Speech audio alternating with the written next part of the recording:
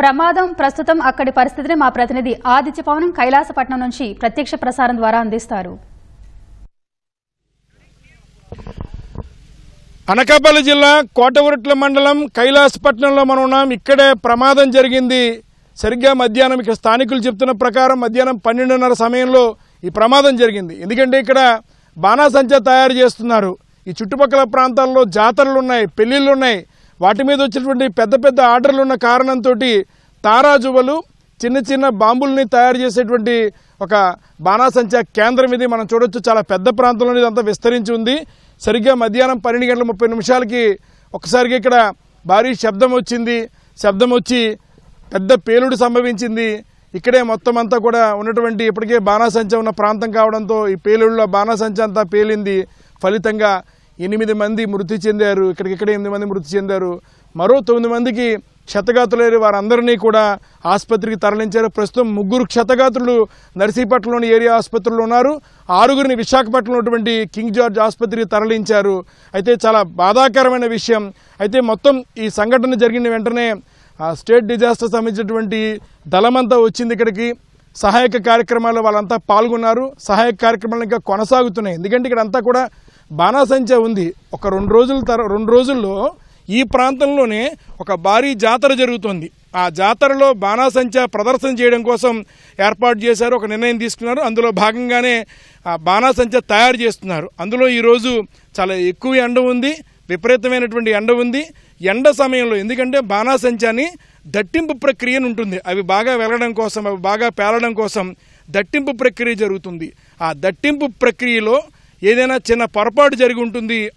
అందువల్ల ఒక బాణాసంచా ఒక బాంబు కానీ లేదంటే ఒక తారాజువ కానీ ఏదైనా ప్రమాదం జరిగి ఒక చిన్న నిప్పుర వస్తే చాలు ప్రమాదానికి కారణమవుతుంది. అది కాస్త చుట్టూ అంతా కూడా బాంబులు ఉన్నాయి, చుట్టూ అంతా కూడా తారాజువులు ఇతర బాణాసంచా ఉన్నాయి కాబట్టి అవన్నీ కూడా అంటుకున్నాయి. వాటి వల్ల ఇంత పెద్ద ప్రమాదం జరిగిందని స్థానికులు చెప్తున్నారు. మరోవైపు ప్రమాద సమయంలో ఒక సిలిండర్ కూడా పేలింది. దాంతో ఈ ప్రమాదం మరింత ఎక్కువైంది. ఫలితంగా 8 మంది మృతి చెందారు. అయితే ప్రస్తుతం అంతా ఇక్కడ SDRF దళానికి చెందినటువంటి అధికారులు ఉన్నారు. వారితో మాట్లాడదాం. ఏం జరిగిందండి ఇక్కడ? అలాగే మీ సహాయ కార్యక్రమాలు ఏం చేశారు? యాక్చువల్గా మాకు తెలియడం అబౌట్ 2:30 టైంలో మాకు Andhra Pradesh state disaster response force అయినట్టు మేము విశాఖపట్నం నుంచి ఒక టీము, విజయనగరం నుంచి ఒక టీము, టోటల్గా మాకు ఆర్డర్స్ అనేవి మా స్టేట్ మా SDRF హెడ్ ఆఫీస్ నుంచి మాకు అందడం జరిగింది. అక్కడి నుంచి వచ్చిన వెంటనే మా ఐజీ గారు రాజకుమారి మేడం గారి దగ్గర నుంచి వచ్చిన ఉత్తర్వుల ప్రకారము మా కమాండెంట్ గారు కేవి మురళీకృష్ణ గారు మా IPS మాకు వెంటనే ఉటావుటున మేము ఎలా ఉన్నా అలా మేము ఉటావుటున మా దగ్గర ఉన్నటువంటి ఎక్విప్మెంట్ ఫైర్కి సంబంధించి ఎక్విప్మెంట్ అంతా సర్దించుకొని రావడం జరిగింది. అబౌట్ 4:30కి మేము ఇక్కడ రీచ్ అయినప్పటికీ మ్యాక్సిమం ఇక్కడ జరగాల్సిన నష్టమంతా జరగకూడదు, కానీ జరిగిపోయింది. అదే సమయంలో మేము వచ్చినప్పటికీ మనకి ఇక్కడ ఉన్నటువంటి కొంత ఫైర్ ఏదైతే బయటకు వస్తుందో ఇక్కడ ఉన్నటువంటి ఫైర్ సిబ్బంది ఆల్రెడీ ఇక్కడికి మనకు రీచ్ అవ్వడం జరిగింది. వాళ్ళు చేసినటువంటి ఫైర్ యొక్క డిస్మాంటిల్ సమయంలో వాళ్ళకి మేము సపోర్టుగా ఇప్పుడు వాళ్ళకు కూడా సపోర్టుగా ఇంతవరకు చేయడం జరిగింది. పూర్తిగా ఇక్కడ ఎటువంటి ఫైర్ లేకుండా కంప్లీట్గా మన మేడం గారు వచ్చారు, హోమ్ మినిస్టర్ మేడం గారు కూడా వచ్చి అవన్నీ కూడా ఇక్కడ అన్ని పరిశీలించి ఏమేమి చేయాలి, మొత్తం ఇక్కడ ఎటువంటి ఫైర్ లేకుండా ఫైర్ని మొత్తం డిస్మాంటిల్ చేయమన్నారు. మిగిలినటువంటి క్రాకర్స్ ఏమైనా ఉన్నట్టయితే వాటిని కూడా పూర్తిగా మనకి ఎటువంటి ఇన్సిడెంట్ జరగకుండా మొత్తం డిస్మాంటిల్ చేయమంటే మొత్తం చేయడం జరిగింది. ఇటువంటి సంఘటన మనకు జరగకూడదు. బట్ మేము కూడా విచారణకరమైనటువంటి విషయం ఏంటంటే కొంచెం జరగకుంటే బాగుండేది. మా దగ్గర ఉన్నటువంటి ఎక్విప్మెంట్ అంతా కూడా పట్టుకొని మా దగ్గర ఉన్న స్పెషలైజ్డ్ వెహికల్స్, మా దగ్గర ఉన్నటువంటి ఫైర్ ఫ్యాక్షన్ సూట్స్ అన్నీ పట్టుకొని మేము రావడం జరిగింది. మా దగ్గర ఉన్నటువంటి టోటల్గా 2 టీములు ఇక్కడికి రావడం జరిగింది. మా టీంలు రెండింటికి కూడా ఇన్ఛార్జ్గా మా DSP గారు రామకృష్ణ గారు మాకు తీసుకొని రావడం జరిగిందండి. ఇది ఇక్కడ SDRF దళాలను కూడా సహాయ కార్యక్రమాలు చేసి మనం చూడొచ్చు. ఈ ప్రాంతం అంతా కూడా ఇదంతా కూడా పేలుడు జరిగినటువంటి ప్రాంతం. మొత్తం చూడొచ్చు, ఈ ప్రాంతం అంతా కూడా పేలుడు జరిగినటువంటి ప్రాంతం ఇది. అయితే ప్రస్తుతం SDRF అలాగే అగ్నిమాపక సిబ్బంది అంతా కూడా ఈ ప్రాంతాన్ని అంతా కూడా ఇంకేమైనా బాంబులు ఉంటే అవేవి కూడా తిరిగి పేలకుండా మొత్తం అంతా వాటిని కూడా నిరోధించారు. అలాగే ఇక్కడ చూడొచ్చు, ఈ సమీపంలో గ్రామంలో జాతర కోసం సిద్ధం చేసినటువంటి బాణాసంచా 2 రోజుల్లో ఈ ప్రాంతంలో ఇక్కడ ఒక జాతర జరుగుతుంది. అందుకోసమని ఈ బాణాసంచా తయారు చేస్తున్నారు. మనం చూడొచ్చు, దానికి సంబంధించినటువంటి బాణాసంచా సంబంధించినటువంటి వివిధ రూపాలు ఇవి బాణాసంచా సంబంధించినటువంటి జాతరలో వీటన్నిటిని కూడా వినియోగిస్తారు. వీటిని తయారు చేస్తున్నారు. అందువల్లే సుమారుగా ఇక్కడ 17 మంది పైగా కార్మికులు పనిచేస్తున్నారు. జాతరలో బాణాసంచా ప్రదర్శన ఉంది.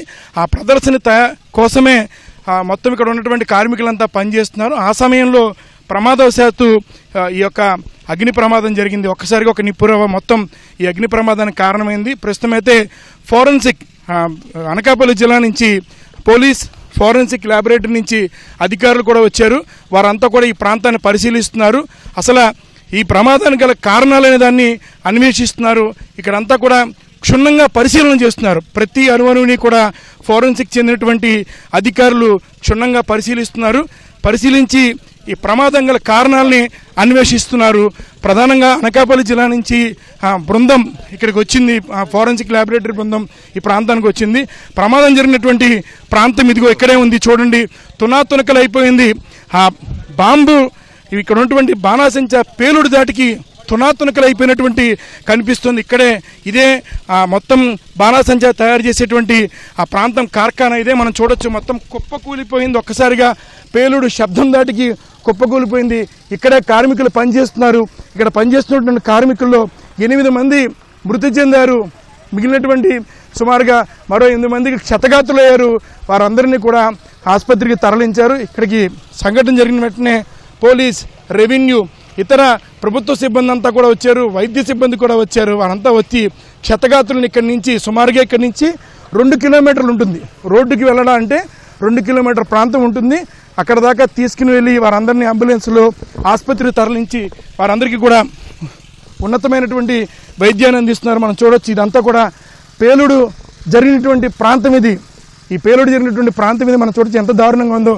పేలుడు దాటికి పేలినటువంటి సిలిండర్లని, ఇతర పరికరాలని, ఇతర మొత్తంతో మనం చూస్తున్నాం. ఒక్కసారికి ఇదంతా కుప్పకూలిపోయింది. ఈ కుప్పకూలిపోయిన కిందే 8 మంది మృతదేహాలు కూడా ఇక్కడి నుంచే వెలికి తీశారు. అలాగే క్షతగాతులకి మెరుగైనటువంటి వైద్యం అందిస్తున్నారు. ప్రస్తుతం 3 నర్సీపట్నంలో ఉన్నారు. మరొక 6 విశాఖపట్నం కింగ్ జార్జ్ ఆసుపత్రుల్లో చికిత్స పొందుతున్నారు. మనం చూడొచ్చు, ఫోరెన్సిక్ ల్యాబొరేటరీ చెందినటువంటి అధికారులు ఇక్కడ ఉన్నారు. వారంతా పరిశీలిస్తున్నారు, ఈ ప్రాంతాన్ని పరిశీలిస్తున్నారు. ఇది ఇక్కడున్న పరిస్థితి. కెమెరా పర్సన్ ఏ శ్రీనివాస్తో ఆదిత్య పవన్, అనకాపల్లి జిల్లా.